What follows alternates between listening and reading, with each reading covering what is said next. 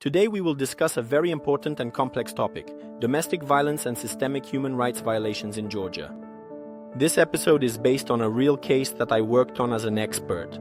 I was approached by a large law firm from the UK to prepare an expert opinion that would support their client's appeal. Welcome to my channel. My name is Maxim Kharitonov. I am a lawyer and an expert on the CIS countries in the context of human rights violations. My job is to provide objective and detailed analytical reports on human rights violations in different countries. Expert witness reports help lawyers prove that their clients are facing real danger in their home country and need international protection. Each such case is not only a legal but also a human story. And I'm glad to share with you my findings and the process of preparing the report. For this case, I was provided with numerous documents, including UK Immigration Service refusal, records, interviews, medical reports, and personal statements of the applicant. My task was to analyze the situation in Georgia and demonstrate that the applicant seeking asylum is indeed facing threats and cannot safely return to her home country. One of the most challenging stages was researching the paramilitary group, known as the White Eagles. Finding information about them turned out to be very difficult. This is a paramilitary organization that was active in the 1990s, especially during the conflicts in Abkhazia and South Ossetia. These groups were not officially part of government structures, but their members, especially the veterans, retained considerable influence. Veterans of such organizations, as my research has shown, often have serious influence in politics and law enforcement agencies. The applicant's stalker, being a veteran, likely used his connections to pressure local authorities. This made the applicant's life even more unsafe and confirmed that she cannot rely on state protection. As the RefWorld report says, paramilitary groups such as the White Eagles have left a strong informal influence, maintaining positions in local communities and power structures. Now let's discuss the overall situation of domestic violence in Georgia. On one hand, there is a law against domestic violence in the country, which was adopted in 2006. This law includes mechanisms such as restraining orders and crisis centers. However, more than 30% of restraining orders are violated, and only 15% of these violations lead to criminal cases. In rural areas, access to crisis centers is virtually non-existent. There are fewer than 10 state shelters across the entire country. Most of them are located in major cities like Tbilisi, Batumi, and Kutaisi.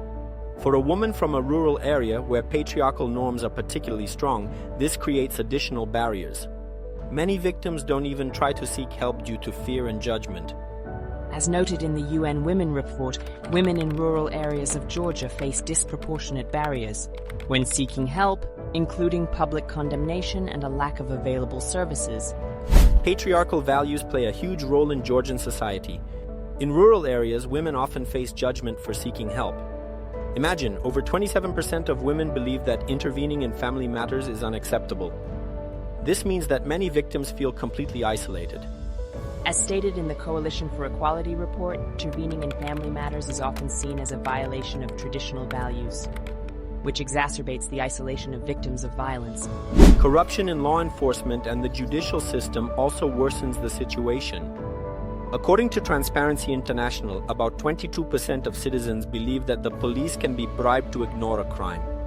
Criminals, especially those with connections, often escape punishment. The applicant's stalker, as I mentioned earlier, had access to informal channels of influence, which made her situation even more dangerous. As stated in the Transparency International study, local-level corruption seriously undermines victims' access to justice, especially in rural areas. Now let's talk about the possibility of internal relocation. Georgia is a small country with a population of about 3.5 million people. This means that communities are closely connected, and personal information can easily spread through informal networks. Even moving to another region like Batumi or Kutaisi doesn't guarantee safety. Victims' personal data often becomes accessible through local acquaintances or connections. Moreover, there is a serious stigma for women trying to relocate alone. In Georgian society, this can be seen as a shame, as noted in the Internews study. Information about people's residence or work in Georgia often becomes known through informal networks, making it impossible to maintain anonymity. An important aspect of the case was also the psychological support for the applicant. In Georgia, mental health is still a taboo topic. Victims of domestic violence who seek psychological support often face judgment and misunderstanding. For example, there are fewer than 3 psychiatrists per 100,000 people in the country, which is significantly lower than the average in Europe. For victims with limited financial means, access to quality services is practically impossible.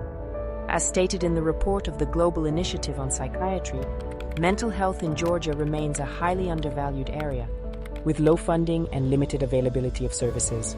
I also found out that access to medications, such as antidepressants, is restricted. Citalopram is restricted. It can only be purchased in private pharmacies and can cost up to 50 lari per month. For women in economically vulnerable situations, such expenses are unaffordable. As noted in the publication by the WHO, the cost of medications and the lack of insurance significantly limit access to treatment for mental disorders in Georgia. Returning to the applicant's situation, I would like to emphasize that her case. This is a clear example of systemic problems that victims of domestic violence face in Georgia. Her attempts to seek help were blocked not only by the actions of her stalker, but also by the state's inability to provide protection. This makes her fears completely justified. My report helped prove that the applicant's return to Georgia would put her in serious danger. I'm glad that my work as an expert on the CIS countries allows me not only to analyze the situation, but also to help people who are seeking protection. If you or your loved ones find yourselves in a similar situation, please reach out. My team and I are ready to help you prepare your case and find a solution even in the most challenging circumstances. Contact us at info.thehumanrights.com or through the website thehumanrights.com. Thank you for watching this episode and see you in the next video.